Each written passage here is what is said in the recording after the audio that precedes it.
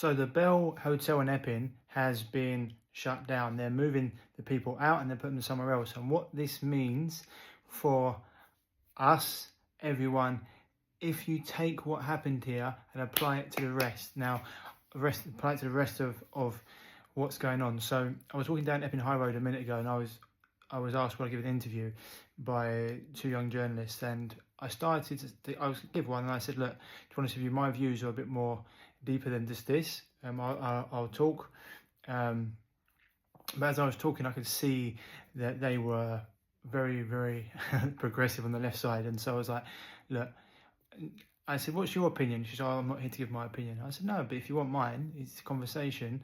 So I'm not an Epping local. I was like, that's fine, but I just want to see where you are. I want to see where you stand. So where you're going to put this and spin it. And then I was like, okay, no problem, because I just want to see where you're going to put this. But the bigger picture, I was saying, like, as I said there, when you import the third world and you put them in, bring them into this country, it's not a race thing, it's a culture thing. They have got completely different values and a completely different respect and different morals. And what happened here in Epping a few weeks ago was no surprise. I actually walked past just after the incident happened. I looked the policeman in the eyes and I said, shock. And he's like, what do you mean? I said, a shock. What do you expect?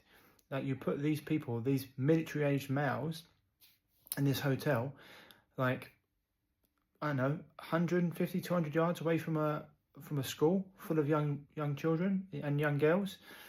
Like, what do you expect? And the actual question is, you know, the deeper question is, first of all, you want to feel safe. Everyone should be able to feel safe, especially in their hometown.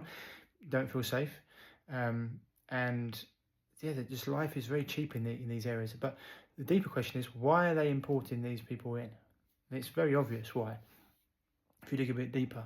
And it's it's to usher in digital ID, etc.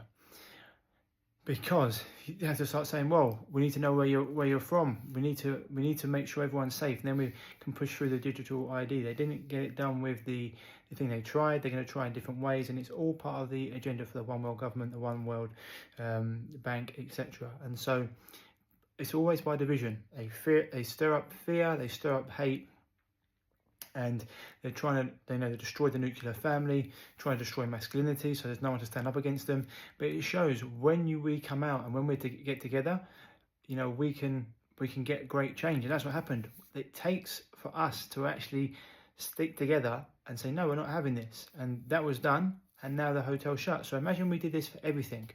We're going to put your taxes up. Well, no, we're not paying it. we're going to, you know, whatever it may be, we're going to make you have to take this, like before, like medical jab or whatever. No. You're going to have to do this if you fly. No, we're not. It's just, if we all start together on these things, none of this will be passed. We're going to get rid of cash. No, you're not. You know, we want to use cash. It's all the things. If we stand together and we say, no, there's nothing they can do, because there's far more of us than there are them. And so I haven't really spoken out about a lot of this stuff because it's pretty obvious what my views are, etc. I think when it comes to this, and what they're trying to do and what they've been trying to push through for a long time. But I want to put this up because it just shows the power of us when we stick together and what can be achieved in a very, very short period of time. Because, you know, it's like you wouldn't. It's like they try and play these things of race and it's racist and these things. It's like no. If you go to Japan, they would not tolerate this, and neither would Russia or China or any of these countries. It's just us over here, the progressives, that we're meant to tolerate people coming into our country and just, you know, living by rules, morals and religions that don't align with our values. And that's just, you know, people have finally had enough, because it's not racist.